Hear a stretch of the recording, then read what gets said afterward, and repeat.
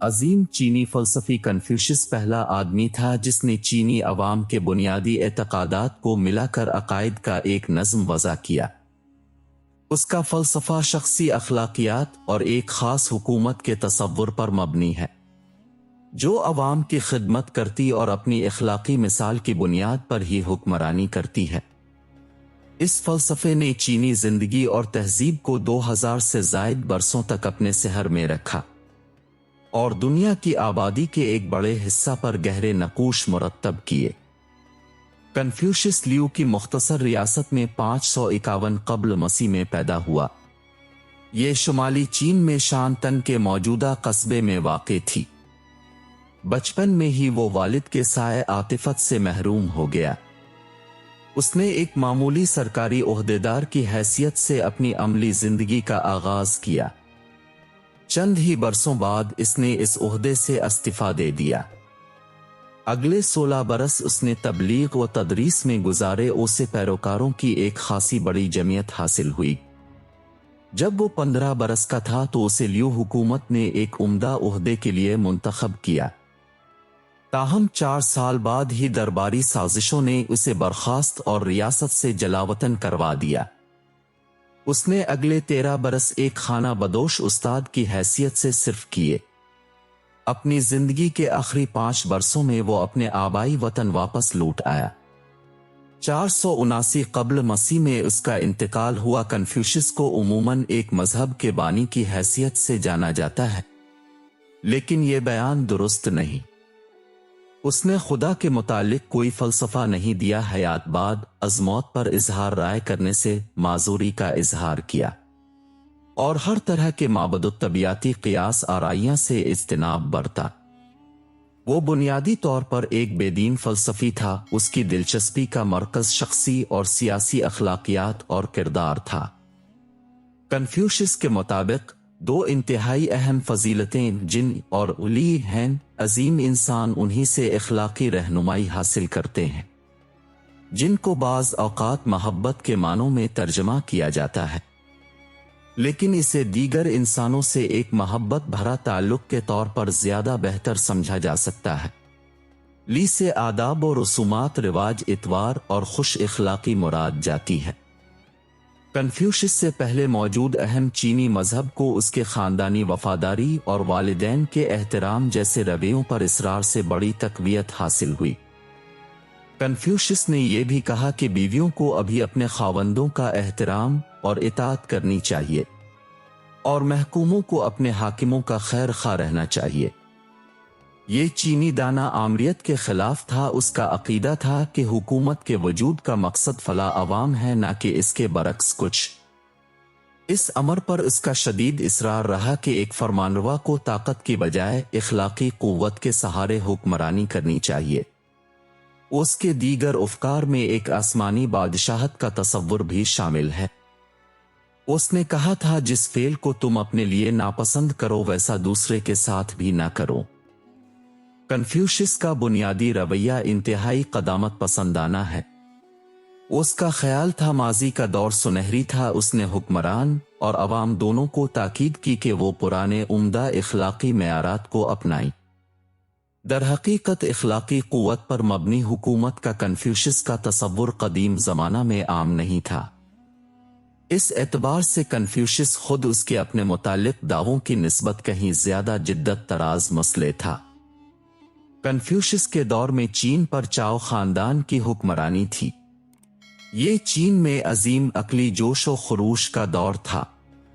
اس دور کے حکمرانوں کے لیے یہ افکار قابل قبول نہیں تھے، لیکن اس کی موت کے بعد یہ افکار تیزی سے ملک بھر میں پھیل گئے۔ تاہم 221 قبل مسیح میں چین خاندان کے آغاز کے بعد کنفیوشس مت کے برے دن شروع ہوئے۔ ان خاندان کے اولین شہنشاہ نے کنفیوشس کے اثرات کو مندمل کرنے کی سر توڑ کوشش کی اور حال کو ماضی سے یکسر منقطع کر دیا۔ اس نے کنفیوشس کے افکار کی تدریس کو ممنوع قرار دیا اور کنفیوشس کی تمام کتابیں جلا ڈالیں۔ یہ جابرانہ مساعی ناکامیاب ثابت ہوئی۔ चंद साल बाद जियाना खानदान पर जवाल आया तो कन्फ्यूशियस मत के उलमा को फिर से इजहार राय की आज़ादी नसीब हुई। अगले हान खानदान 220 ता 206 कब्ल मसीह के दौर में कन्फ्यूशियस मत को चीनी सरकारी फलसफे के तौर पर अपना लिया गया। हान खानदान के दौर में शुरू होने वाले दीवानी मुलाजमत के इम्तिहानात के जरिए हुकूमत मुंतखब करने की रवायत बतदरीज बेहतर होती रही। वक्त के साथ साथ ये इम्तिहानात बुनियादी तौर पर बड़े तनाजुर में कन्फ्यूशियस मत के क्लासिकी अदब के फहम पर मबनी करार पाए, क्योंकि सरकारी नौकरशाही में दाखिला माली कामयाबी और समाजी कदर मंजिलत के हुसूल का बुनियादी वसीला था। सौदेवानी मुलाजमत के ये इम्तिहानात ज्यादा मेहनत तलब होते गए। नतीजतन नस्ल दर नस्ल इंतहाई ज़हीन और पुरजोश चीनी नौजवानों ने मुतअद्दिद साल कन्फ्यूशियस के फ़लसफ़े के अमीक मुताला में सिर्फ किए। मुतअद्दिद सदियों तक चीन की तमाम दीवानी इंतज़ामिया ऐसे अफराद पर मुश्तमिल रहीं जिनके बुनियादी रवैयों में कन्फ्यूशियस मत का फ़लसफ़ा रचा बसा हुआ था। ये निज़ाम चंद वक्फों के साथ चीन में तकरीबन 2000 बरस राइज रहा, यानी 100 कब्ल मसीह से करीब 1900 ईस्वी तक। लेकिन कन्फ्यूशियस मत फ़कत की नई इंतज़ामिया का सरकारी फ़लसफ़ा ही नहीं था। कन्फ्यूशियस के एतक़ादात को चीनी अवाम की अक्सरियत की हिमायत हासिल थी। ये करीब 2000 बरस तक उनकी जिंदगियों पर गहरे असरात नक्श करते रहे।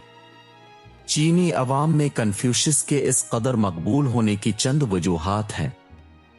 अव्वल, उसकी अपनी इखलासमंदी और ज़हानतदारी पर किसी को कलाम नहीं था।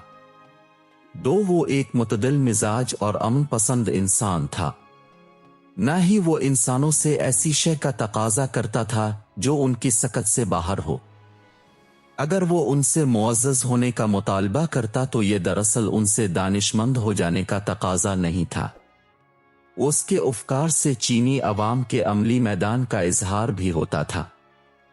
शायद यही उसकी बेइंतहा कामयाबी की किलीद थी जो उसके अकायद ने चीन में हासिल की। कन्फ्यूशियस ने कभी चीनी अवाम से अपने बुनियादी मुतक़दात को तब्दील करने की ख्वाहिश का इजहार नहीं किया, बल्कि वो एक मुअस्सर अंदाज में उन्हीं के बुनियादी रवायात को दोहरा रहा था। गालिबन तारीख में कोई दूसरा फलसफी ऐसा नहीं गुजरा जो कन्फ्यूशियस से ज्यादा अपने लोगों के बुनियादी एतक़ादात से इस कदर जड़ा हुआ हो। कन्फ्यूशियस मत इनफरादी हुकूक की निस्बत अफराद की जिम्मेदारियों पर इसरार करता है। ये बात मौजूदा मगरबी ज़हन के लिए शायद नाकाबिले कबूल हो। हुकूमती फलसफा के तौर पर यह अमली मैदान में निहायत मुअस्सर साबित हुआ। दाखिली अमन और आसूदा हाली के तनाजुर में इस 2000 बरस की मुद्दत में चीन दुनिया भर में इंतहाई मरबूत इलाके की हसरत से नुमाया रहा। चीनी तहजीब में बुरी तरह पैवस्त कन्फ्यूशियस के एतक़ादात मशरिकी एशिया से बाहर इस दर्जा मुअस्सर साबित नहीं हुए। कोरिया और जापान में उन्होंने अपने लिए मजबूत बुनियादें उस्तवार की। ये दोनों मुमालिक चीनी तहजीब के असरात में लथपथ थे। मौजूदा दौर में चीन में कन्फ्यूशियस मत की हालत पुतली है। एक हवाले से माजी से यकसर मुनक़ते चीनी इज्तिमालियत पसंदों ने कन्फ्यूशियस मत और उसके नज़रियात पर संगीन जरा की, और यह मुमकिन है कि तारीख में उसका दौर अब अपनी मौत अब मर जाए। माजी में कन्फ्यूशियस के नज़रियात ने चीन में बड़ी गहरी बुनियादें उस्तवार कर ली थी। ऐसा होना गैर मुमकिन नहीं कि अगली सदी में कन्फ्यूशियस मत की तक़वियत हासिल कर ले।